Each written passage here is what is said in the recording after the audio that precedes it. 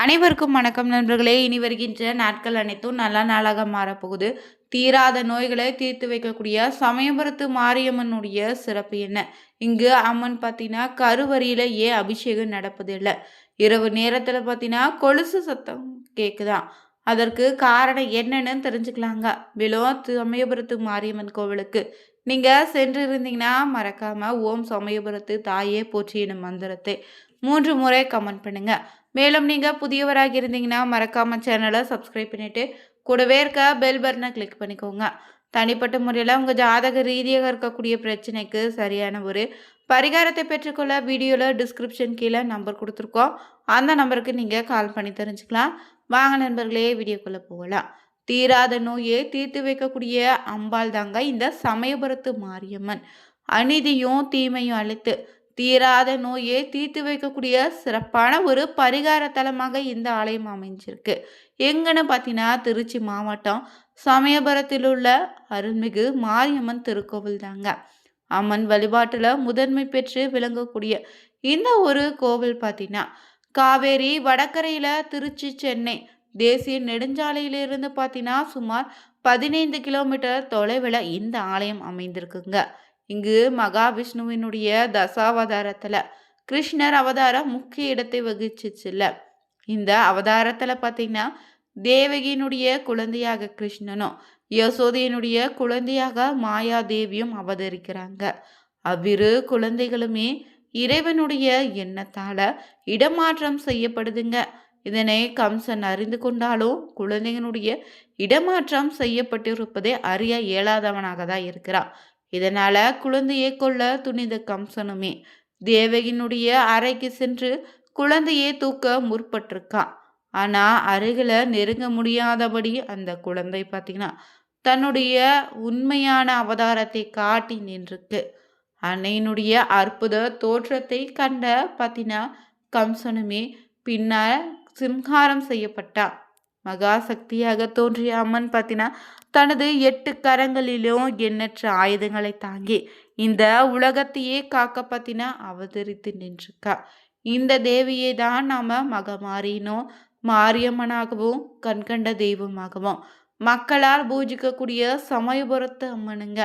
மேலும் இந்த அம்மனை பற்றி இன்னொரு தகவல் இருக்கு.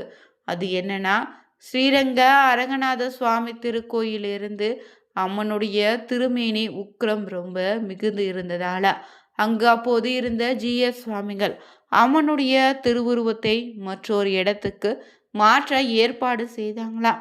அதன்படி தாங்க படிவிடை புரிவோங்க அந்த திருவுருவத்தை எடுத்து கொண்டு வந்து வடக்கு நோக்கி வந்திருக்காங்க. ஒரு இடத்துல இறக்கி வச்சுட்டு இளைப்பாறினாங்களாம். அவங்க இளைப்பாறிய இடம்தாங்க இப்போது சமயபுரம்னு பேர்ல இருக்கு. அதன் நினைவாகவே இப்போதும் பார்த்தீங்கன்னா இந்த திருக்கோவிலில் திருவிழாவில் 8வது நாளில் மட்டும் அம்மன் அங்கு சென்று ஒரு இரவு ஓய்வு கொள்வது நடத்துகிறாங்க. இளப்பாரிய அப்பனி விடையாளர்கள் அங்கிருந்து தென்மேற்காக வந்து கண்ணனூர் அரண்மனை மேட்டில் அன்னையினுடைய திருவுருவத்தை வச்சுட்டு சென்று விட்டாங்க. அப்படி அவங்க வைத்த இடம்தான் மாரியம்மனுடைய அருளாலயமாக இருக்குதுங்க. மேலும் இந்த திருத்தலத்திற்கு இன்னொரு சிறப்பு என்னன்னா திருக்கடையூர்ல மார்க்கண்டையனுடைய அதிது பக்திக்கு மயங்கிய கால சம்ஹார மூர்த்தியாக அவதரித்து யமதர்மனை சிவன் அளிக்கவே உலகில ஜனன மரண நிலையில பெரிதும் மாற்றம் ஏற்பட்டுச்சு. அந்த நிலையில பார்த்தீங்கன்னா யமதர்ப சபையில மூத்த அமைச்சராகவும் நோய்களின் அதிபதியாக இருந்த மாயாசுரனி பூவுலகில் இறப்பு நின்றுவிட்ட நிலையால நோய்களை பரப்பி மக்களை துன்புறுத்த தொடங்கினான்.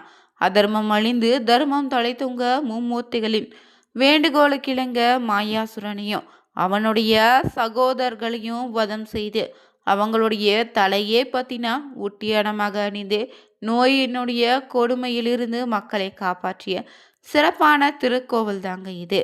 அதனால தான் இன்றும் கருவறையில் இருக்கக்கூடிய அம்மனின் வலது பொற்கமல திருப்பாதம் மாயாசுரனுடைய தலை மீது எழுந்தருளியிருப்பதை பார்க்கலாம். மேலும் இந்த ஒரு கோவிலில் தீராத நோயை தீர்க்கும் சிறந்த ஒரு பரிகார தலமாக இருக்குங்க. மேலும் இந்த கோவிலுடைய அமைப்புன்னு பார்த்தீங்கன்னா ஆகம சிற்ப வாஸ்து சாஸ்திரத்திற்கேற்பதான் மாரியம்மனுடைய திருக்கோவிலை அமைச்சிருக்காங்க. இது செழிப்பையும் வளத்தையும் உணர்த்தும் விதத்தில் இருக்குது. மேலும் கோயில் முகப்புல இருக்கக்கூடிய நீண்ட பெருமண்டபம் பார்வதி கல்யாண மண்டபம்னு சொல்லுவாங்க. 3 திருச்சுற்றுகளை கொண்ட இந்த கோவில்ல கிழக்கே இருக்கக்கூடிய சன்னதி தெருவில் அருள்மிகு விநாயகர் திருக்கோயிலும் தெற்குல முருகன் திருக்கோவிலும் அமைந்திருக்கு. தேரோடும் வீதியின் வடக்கே மீண்டும் ஒரு விநாயகர் கோவில் இருக்குங்க. மேலும் இங்கு பார்த்தீங்கன்னா மேற்குல ராஜகோபால சுவாமி பிரதிஷ்டை செய்திருப்பது மற்றொரு சிறப்புங்க. இந்த கோவிலில் பார்த்தீங்கன்னா 2வது திருச்சுற்றுல விநாயகர் சன்னதி, நவராத்திரி மண்டபம், அபிஷேக அம்மன் சன்னதி, யாகசாலை, கருவறையை சுற்றி பிரகாரம் இருக்கு. இந்த பிரகாரத்துல விமானத்தின் அதிர்ஷ்டமான பகுதியில தொட்டி போல அமைத்து அதுல நீர் எப்போதும் நிரம்பி இருக்கும். ஏன்னா அம்பாள் கருவறையில குளிர்ச்சியாக இருப்பதற்காகவும் உக்கிரத்தை தணிப்பதற்காகவும் இந்த முறையில கட்டியிருக்காங்க. கருவறையினுடைய இடதுபுறம் உற்சவாமனுடைய சன்னதி இருக்கு. இந்த திருமேனிக்கு நாள்தோறும் சிறப்பாக அபிஷேகம் செய்யப்படுது. சமயபுரம் அருகில் இருக்கக்கூடிய இந்த செல்லாண்டியம்மன் திருக்கோயிலுக்குரிய திருமேனிக்கு இங்கு நாள்தோறும் அபிஷேகம் செய்கிறாங்க. இங்கு உற்சவ அம்மனுக்கு தினமுமே பார்த்தீங்கன்னா காலை 6 கால பூஜை அபிஷேகங்கள் நடத்தப்படுதுங்க. காலை 7:30 மணியும் மாலை 5:30 மணிக்கு செய்யக்கூடிய அபிஷேகம் தீர்த்தம் வடக்கு பிரகாரத்தில் இருக்கக்கூடிய பக்தர்கள் மீது பார்த்தீங்கன்னா தெளிக்கப்படுது. இதனால அம்மை நோய் கண்டவங்க, உடல்நல குறைவு உள்ளவங்களும் நோயின் தாக்கத்திலிருந்து விடுபட்டு விரைவில் நலம் பெறாங்க. மேலும் இங்கு அம்பாள் பார்த்தீங்கன்னா திருக்கோவிலில் கருவறையின் அம்மன் வீற்றிருப்பது வழக்கமானது போல இருப்பினும் மற்ற கோவில்களை விட இங்கு மாறுபட்ட வடிவம் கொண்டுதான் அருளாட்சி நடத்தப்படுதுங்க. மேலும் இங்கு மூலவரின் திருவுருவம் மரத்தால் ஆனதால அதன் மேல் சுதை வேலைப்பாடுகளும் மேற்கொண்டு இருப்பது புதுமையாக இருக்கு. தங்க ஜடா மகுடத்துடும் குங்குமமேனி நிறத்துல நெற்றில அழகிய வைரப்பட்டைகள் மின்ன, கண்கள்ல அருளொளி வீச வைர கம்மல்களோடு மூக்குத்தியோடு பக்தர்களுக்கு காட்சியளிக்கிறாய் இங்கு சமயபுரத்தார். ஆதிசக்தியான அம்மன் தன்னுடைய 8 கைகள்ல இடதுபுறமாக கபாலத்தையும் மணி வில் பாசத்தையும், வலதுபுறமாக பார்த்தீங்கன்னா கத்தி சூல அம்பு உடுக்கைன்னு ஆயுதங்களை தாங்கி நிற்கிறார். இடது காலை மடக்கி வைத்து வலது காலை தொங்கவிட்ட நிலையில சுகாசனத்துல அமர்ந்து பக்தர்களின் குறைகளை நீக்கி அருள் பாலித்து வரா இந்த மாரியம்மன். மேலும் இந்த கோவிலில் இருக்கக்கூடிய தீர்த்தங்கள் மகா சிறப்பு பெற்றதுங்க. பெருவளை வாய்க்கால் புனித சக்தி தீர்த்தம்னு சொல்லுவாங்க.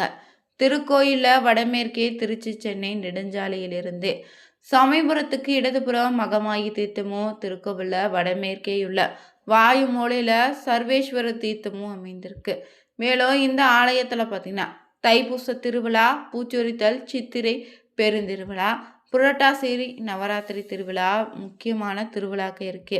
தை மாதத்துல மட்டும் 11 நாட்கள் இங்க தைப்பூச திருவிழா நடத்தப்படுதுங்க. மேலும் மாசி மாதத்துல கடைசி ஞாயிற்றுக்கிழமை பார்த்தீங்கன்னா அம்மனுக்கு பூச்சொரித்தல் நடத்துறாங்க.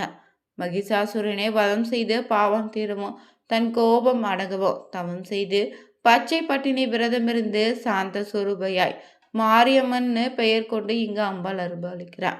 மேலும் இங்கு அம்மன் பார்த்தீங்கன்னா பச்சை பட்டினை விரதம் மேற்கொள்ளக்கூடிய 28 நாட்களுமே நெய்வேத்தியம் கிடையாதுங்க. இந்த காலத்துல மாரியம்மனுக்கு இளநீரும் கரும்புச்சாறு துள்ளு மாவு மட்டுமே படைத்து வழிபடுறாங்க.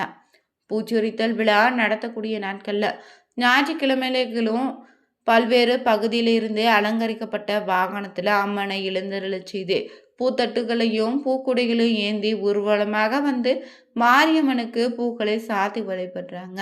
மேலும் பங்குனி கடைசி ஞாயிற்றுக்கிழமையில சித்திரை தேர் திருவிழாவுக்கான கொடியேற்றமும், சித்திரை முதல் செவ்வாய்க்கிழமை சித்திரை பெருந்திருவிழா தேரோட்டமும் நடத்தப்படுது.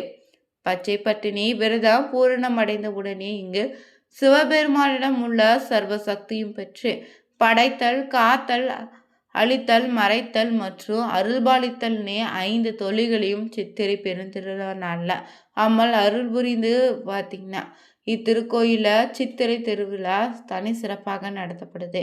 மேலும் இங்கு பார்த்தீங்கன்னா வைகாசி மாதத்துல 15 நாட்கள் பஞ்ச பிரகார திருவிழா நடத்துறாங்க. ஆடி மாதத்துல ஆடிப்பூர திருநாள்ல கொண்டாடப்படுது. ஆவணி மாதத்துல ஞாயிற்றுக்கிழமையும் யானை, தங்க, சிம்மம், காமதேனு, ரிஷிப வாகனங்கள்ல அம்மன் திருவீதி உலா நடத்துறாங்க. மேலும் இந்த ஆலயத்துல பார்த்தீங்கன்னா அம்மை நோய் கண்டவங்க கோயில்ல தங்கி நோய் நீங்கும் வரை இருந்து வழிபாடு செய்யறாங்க. அவங்க மீது அபிஷேக தீர்த்தம் தெளிக்கப்படுது. தீராத நோயால அவதிப்பட்டா இந்த அம்மனை வழிபட்டு சென்றாலே உடல் ஆரோக்கியத்தில் இருக்கக்கூடிய பிரச்சனையே சரியாகிடும். இந்த வீடியோ பிடிச்சிருந்தா லைக் பண்ணுங்க, ஷேர் பண்ணுங்க, கமெண்ட் பண்ணுங்க. மறக்காம சேனலை சப்ஸ்கிரைப் பண்ணிக்கோங்க. Thank you viewers.